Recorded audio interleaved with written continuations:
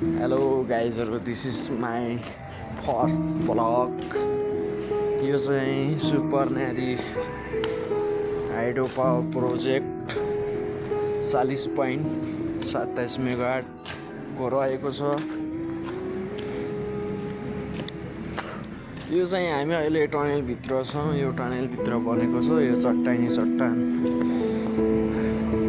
फुटाएर यो टनेलभित्र बनाएको दृश्य हो। यो चाहिँ करिब 4.5 वर्ष जति भयो बनाउन लागेको चाहिँ। करिब अब लाग्छ होला 6-7 महिना जति अब यो कम्प्लिट हुनलाई।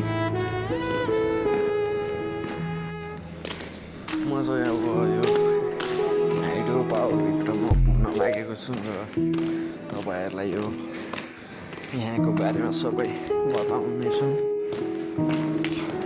यहाँ काम धमाधम भइरहेको अवस्था छ। मैले यो हाइड्रो पावरभित्र पुगिसकेँ है गाइजहरू। कन्ट्रोल रुममा यो आज यो प्यानलहरू यो मिलाइसकेका छौँ र अब यो कनेक्सन गर्न बाँकी नै छ। अब यो कन्ट्रोल रुम टपमा रहेको छ, टप फ्लोरमा। यहाँ चाहिँ 2वटा जेनेरेटरहरू छन्। एउटा यहाँ छ, एउटा त्यहाँ छ। त्यसमा अब रोटर हाल्न बाँकी नै छ। रोटर यो भित्र छ है। यो भित्र 2वटा फ्लोरहरू छन्।